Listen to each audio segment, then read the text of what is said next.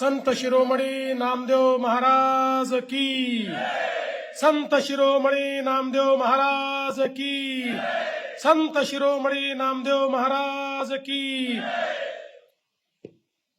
हिंदवी स्वराज्याचे सरसंस्थापक छत्रपती शिवरायांना मानाचा मुजरा करतो। भारतीय राज्यघटनेचे शिल्पकार भारतरत्न डॉक्टर बाबासाहेब आंबेडकर यांना मानवंदना अर्पित करतो। आणि आज संत शिरोमणी नामदेव महाराज परिवार आणि संत जनाबाई महाराज यांच्या 675व्या संजीवन समाधी सोहळ्याच्या आयोजनाच्या निमित्ताने मंचावर उपस्थित असलेले संत नामदेव महाराजांचे वंशज हबप श्री केशव महाराज नामदास, हबप श्री माधव महाराज नामदास, हबप श्री कृष्णराज महाराज नामदास, हबप श्री मुकुंद महाराज नामदास, हबप श्री ज्ञानेश्वर महाराज नामदास, आपल्या जिल्ह्याचे पालकमंत्री सन्माननीय जयकुमार गोरेजी, आमदार समाधान अवताडेजी, मंचावर उपस्थित असलेले श्री रणजित सिंग नाईक निंबाळकर, श्री रणजित दादा मोहिते पाटील, श्री प्रशांत परिचारक, श्री महेश ढवळे, आमदार श्री अभिजित पाटील, आचार्य श्री तुषार भोसले, श्री रुपेशजी खांडके, ॲडव्होकेट अजय तल्हार, श्री गणेश उंडाळे, श्री गहिनीनाथ महाराज औसेकर,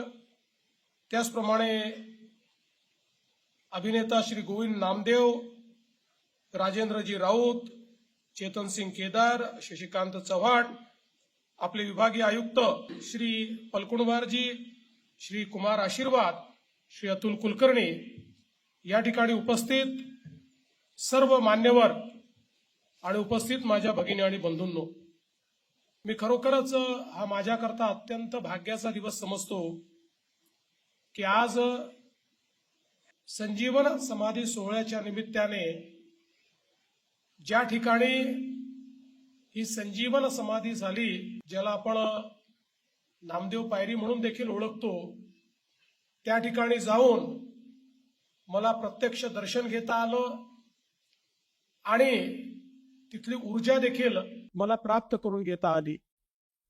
आपल्याला माहिती आहे की या समाधीचं महत्व इतकं आहे की जरी प्रत्यक्ष पांडुरंगाचं दर्शन घेता आलं नाही आणि नामदेव पायरीचं दर्शन घेतलं तरी देखील पांडुरंगाचं दर्शन मिळाल्याचं पुण्य हे या ठिकाणी मिळतं।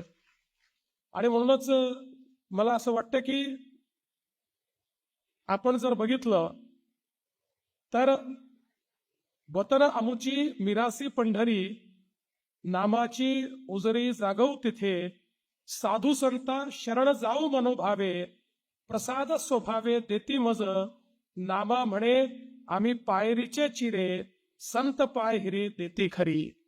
त्यामुळे पायरीचे चिरे अशा पद्धतीनं हा जो काही उल्लेख या ठिकाणी झालेला आहे, खऱ्या अर्थानं आपण जर बघितलं तर या संपूर्ण आमच्या भागवत धर्मामध्ये, आमच्या वारकरी संप्रदायामध्ये आपला विचार हा वैश्विक विचार आहे आणि तो देशाच्या जगाच्या कानाकोपऱ्यात पोचला पाहिजे। या दृष्टीनं जर कोणी काम केलं असेल तर ते संत नामदेव महाराजांनी या ठिकाणी केलेलं आपल्याला पाहायला मिळतं। आपण असं म्हणतो की मराठ्यांनी हिंदवी स्वराज्य अटके पार नेलं, हे खरं आहे। आमचं स्वराज्य अटके पार गेलं, अफगाणिस्तान पर्यंत आमचं स्वराज्य गेलं, पण त्याच्या कितीतरी आधी आमचा भागवत धर्माचा विचार हा तिथपर्यंत पोहोचवणारे संत नामदेव महाराज होते की ज्यांनी अक्षरशः असे तू हिमाचल ज्याला आपण म्हणतो, पूर्व पश्चिम उत्तर दक्षिण सगळ्या भागामध्ये प्रचंड भ्रमण केलं आणि त्या ठिकाणी हा विचार पोचवला। आणि मग अशी उल्लेख झाला की या ठिकाणी परिवारातले 14 लोक आणि संत जनाबाई हे संजीवन समाधी घेतात. ही 14 मंडळी स्वतः संतच आहेत, कारण ती अभंग लिहित आहेत. ती देखील विठू माऊलीचं त्या ठिकाणी जे कार्य आहे ती जनाजनापर्यंत पोहोचवत आहेत. आणि अशा प्रकारे त्यांचा संजीवन समाधी सोहळा खरं म्हणजे जगाच्या इतिहासामध्ये असा क्षण पाहायला मिळणार नाही की ज्या दिवशी एकाच परिवारातले एवढे सगळे लोक या ठिकाणी संजीवन समाधी घेतात. मला असं वाटतं हे कुठे होऊ शकत असेल तर भागवत धर्मामध्येच होऊ शकतं. हे विठ्ठलाच्या भक्तीमध्येच या ठिकाणी होऊ शकतं. आपण बघितलं की ही जी ज्योत त्यांनी पेटवली, पुढे ज्या प्रकारे आपल्याला माहिती आहे की आज सातत्याने इतक्या मोठ्या प्रमाणात आमचे सर्व वारकरी या ठिकाणी पंढरीला येत असतात. यावर्षी तर मी पालकमंत्री जयकुमार गोरेंचं अभिनंदन करेन की अभूतपूर्व अशा प्रकारची व्यवस्था त्यांनी या ठिकाणी केली. पण भगिनी आणि बंधूंनो, ज्या काळामध्ये भागवत धर्माला नष्ट करण्याचं षडयंत्र या देशामध्ये सुरू होतं आणि तलवारीच्या जोरावर आमचा धर्म संपवण्याचा प्रयत्न चालू होता, त्यावेळी लेखणीच्या आणि वाणीच्या जोरावर तलवारीला उत्तर देणारा जर कोणी असेल तर ते आमचं वारकरी धर्म होता, ते आमचे नामदेव महाराज या ठिकाणी होते. आणि म्हणूनच आज त्यांचं दर्शन घेताना आपल्यापैकी प्रत्येकाला या ठिकाणी आनंद होतो. हा सगळा विचार त्यांनी देशभरामध्ये पोहोचवला. आणि म्हणूनच संत बहिणाबाई म्हणतात, ज्ञानदेवे रचिला पाया, उभारिले देवालया, नामदेव तयाचा किंकर, हेरे केला विस्तार. किंकर म्हणजे अग्रदूत. आपल्या भागवत धर्माचे अग्रदूत म्हणून या ठिकाणी नामदेव महाराजांकडे पाहिलं जातं. 22 राज्यांमध्ये त्यांनी विचरण केलं. पंजाब, गुजरात, राजस्थान, मध्य प्रदेश, उत्तर प्रदेश, हरियाणा, हिमाचल, कर्नाटक, तमिळनाडू, तेलंगणा. एकही राज्य असं मोठं आपल्याला पाहायला मिळत नाही की ज्या राज्यापर्यंत ते पोहोचले नाहीत. त्या प्रत्येक राज्यात हा भागवत धर्माचा विचार त्यांनी पोहोचवला. आणि पुन्हा एकदा भागवत धर्माच्या विचारांवर आलेलं जे संकट होतं, त्या संकटातून समाजामध्ये श्रद्धा निर्माण केली आणि सर्व प्रकारचा अन्याय सोसण्याकरता समाजाला पुन्हा एकदा जागृत करण्याचं काम त्यांनी केलं. आणि म्हणूनच आपल्याला माहिती आहे की संत ज्ञानेश्वर माऊलींनी भगवद्गीतेची गंगा ही मराठीमध्ये आणली. आणि त्याला जे काही नामदेव महाराजांचं तत्वज्ञान आणि त्या तत्वज्ञानाचं जे अधिष्ठान लाभलं, त्या माध्यमातून आपल्याला माहिती आहे की संत नामदेव आणि संत ज्ञानेश्वर यांची भेट ही देखील या संपूर्ण आपल्या वारकरी धर्माच्या प्रवासामधली एक महत्वाची भेट मानली जाते. एक मैलाचा दगड तो मानला जातो आणि एक विचारांचा अमूल्य संगम म्हणून त्याच्याकडे पाहिलं जातं. खरं म्हणजे ही परंपरा कीर्तनात्मक वाढण्याकरता पहिले फडकरी म्हणून त्या ठिकाणी नामदेव महाराजांकडे पाहिलं जातं. हा फड त्यांनी उभा केला आणि त्यातनं आज आपल्याला गावोगावी आमचे फडकरी, आमची कीर्तनकार हे कीर्तन करताना त्या ठिकाणी दिसतात. पण जसं मगाशी सांगितलं की संत नामदेव हे केवळ वारकरी नव्हते, ते केवळ भागवत धर्माचे पाईक नव्हते, तर भारतीय संस्कृतीच्या एकात्मतेचे पाईक देखील या ठिकाणी नामदेव महाराज होते. कारण त्यांनी भाषेचे बंध झुगारले, सीमांची कुंपणं तोडली आणि भक्तीचा ओघ हा संपूर्ण भारतामध्ये नेण्याचं काम त्यांनी त्या ठिकाणी केलं.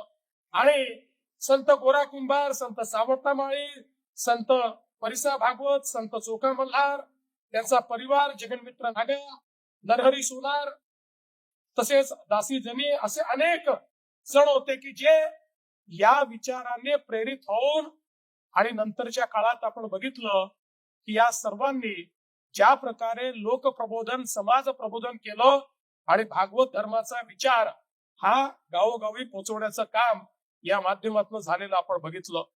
आणि म्हणूनच खरं म्हणजे या ऐतिहासिक अशा प्रकारच्या तीर्थयात्रेचा समारोप हा पंढरपुरात चंद्रभागेच्या वाळवंटात झाला आणि स्नेहभोजनात उच्च नीच स्पृश्य अस्पृश्य सगळे भेद संपवून आणि त्या ठिकाणी हरिनामाचा गजर करीत विठ्ठलाचं कीर्तन करीत संपूर्ण समाज एक करण्याचं काम जर कोणी केलं असेल तर ते संत नामदेवांनी केलं.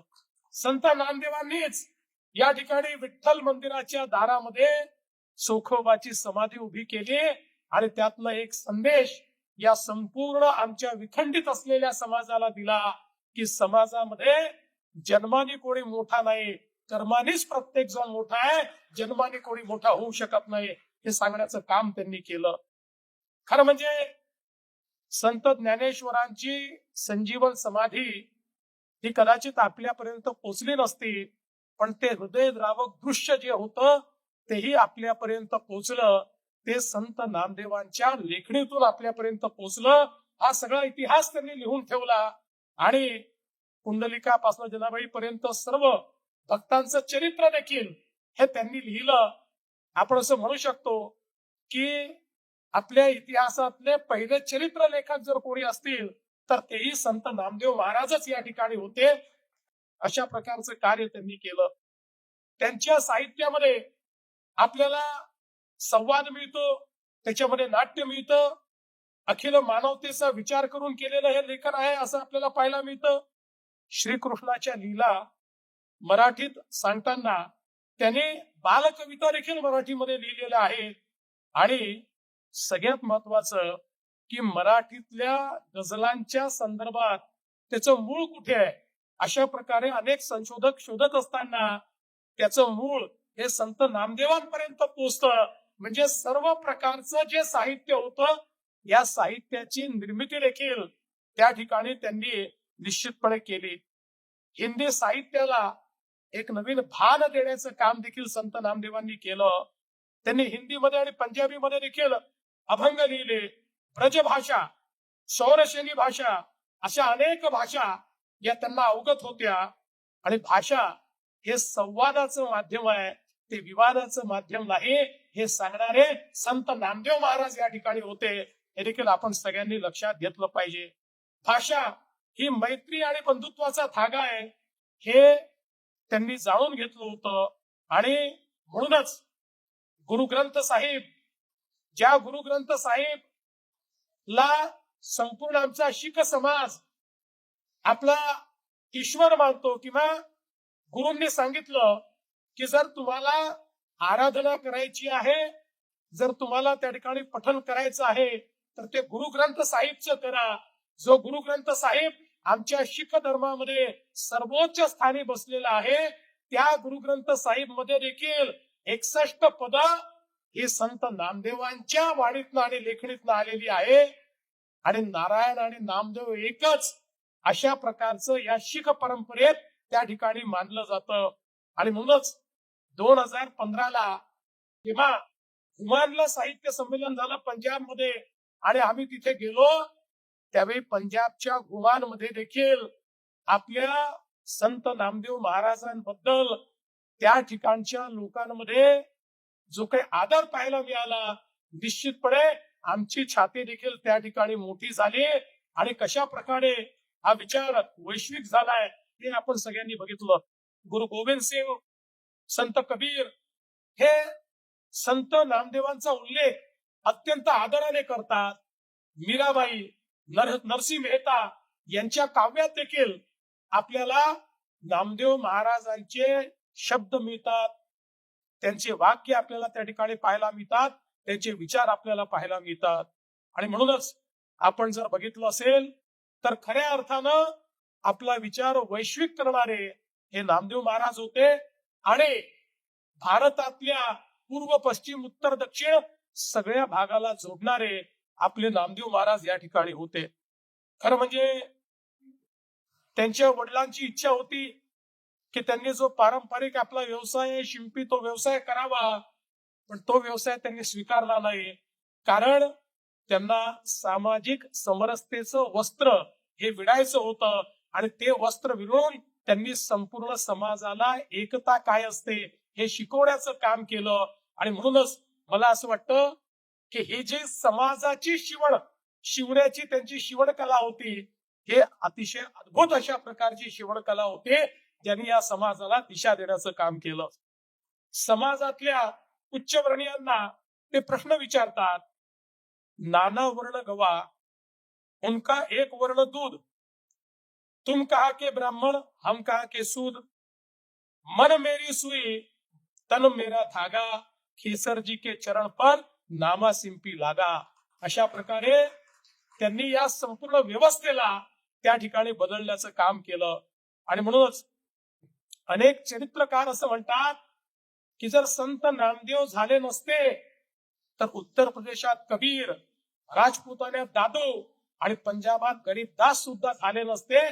कारण या सगळ्यांनी जी प्रेरणा घेतलेली आहे ती संत नामदेव महाराजांकडनं घेतलेली प्रेरणा आहे.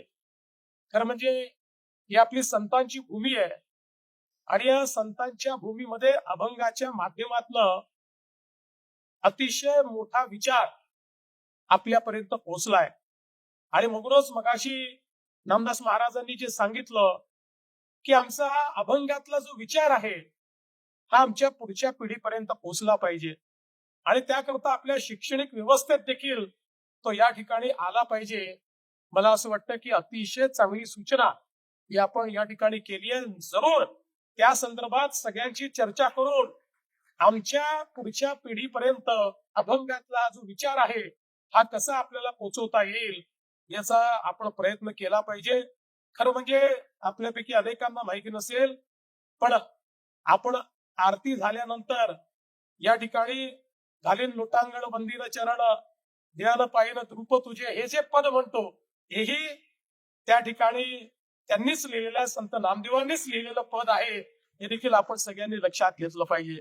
आणि म्हणूनच खऱ्या अर्थानं समाजातल्या शेवटच्या व्यक्तीला देखील समाजाच्या मुख्य धारेमध्ये आणणारे आणि त्या ठिकाणी जनाबाईंनाही संतत्व ज्यांच्या सानिध्यामध्ये मिळालं अशा प्रकारचे संत श्रेष्ठ नामदेव यांच्या या संजीवन समाधी सोहळ्याच्या निमित्ताने पालकमंत्र्यांनी या ठिकाणी जी मागणी केलेली आहे की हे जे आपलं मंदिर आहे हे मंदिरही आता जुनं झालेलं आहे, त्याच्यातही आता बऱ्यापैकी अडचणी निर्माण झालेल्या आहेत. त्यामुळे आमचा सगळा जो वंशज परिवार आहे यांची परवानगी घेऊन आणि त्यांच्याच मान्यतेने त्याचाही योग्य पद्धतीनं जीर्णोद्धार हा आपण करू. त्या ठिकाणी शासनाच्या माध्यमातून ते काम देखील आपण हातामध्ये घेऊ. आणि आपली जी इच्छा आहे की या ठिकाणी आपण जे काही एक स्मारक त्यांचं तयार करतो आहोत, हे स्मारक वैश्विक दर्जाचं चांगलं स्मारक व्हावं. मी तुम्हाला आश्वस्त करतो की कुठल्याही प्रकारची त्याला निधीची कमतरता आम्ही पडू देणार नाही. अतिशय चांगलं स्मारक आपण करू. पण हे स्मारक जरी आपण केलं तरी त्यांचं खरं स्मारक हे त्यांचे विचार आहे. त्यामुळे ते विचार हे आपल्या नव्या पिढीपर्यंत पोहोचले पाहिजे. याकरता महाराष्ट्र शासनाच्या वतीनं हे विचार पुन्हा एकदा सर्व आपल्या विद्यार्थ्यांपर्यंत कसे पोहोचतील याचा प्रयत्न निश्चितपणे आपण करू. आणि त्यातनं त्यांनी निर्माण केलेला एकसंघ समाज, समतायुक्त समाज हा तयार करण्याकरता आणि सश्रद्ध समाज तयार करण्याकरता आपण सगळे लोक आज संकल्पबद्ध होऊया, एवढंच या निमित्ताने बोलतो. आणि या चांगल्या कार्यक्रमामध्ये आपण मला निमंत्रित केलं आणि माझ्या जीवनामध्ये या ठिकाणी संत नामदेव महाराजांच्या या संजीवन समाधी सोहळ्याचा योग आपण आणला, त्याबद्दल आपले आभार मानतो. मगाशी ज्यावेळेस मी पाद्यपूजा करत होतो त्यावेळी नामदास महाराजांनी ते आपले पाय मागे घेतले आणि करू नका असं म्हटलं. त्यांना मी हे सांगू इच्छितो की तुमची पाद्यपूजा करत असताना आम्हाला तर काही संत नामदेवांची पाद्यपूजा करण्याचा योग मिळणार नाही, पण परिवारातली कोणाची पाद्यपूजा केल्यामुळे आम्हाला तोच प्रत्यय येतो की आपण संत नामदेवांची पाद्यपूजा या ठिकाणी करतो आहोत. हा सगळा त्यांचा विचार आपण आजपर्यंत या ठिकाणी जीवित ठेवलाय, तो पुढे नेलाय आणि ही परंपरा आपल्या परिवाराची अशीच पुढे चालत राहो अशा प्रकारची पांडुरंगाच्या चरणी प्रार्थना करतो आणि माझे 2 शब्द संपवतो. धन्यवाद. जय हिंद, जय महाराष्ट्र, रामकृष्ण हरी.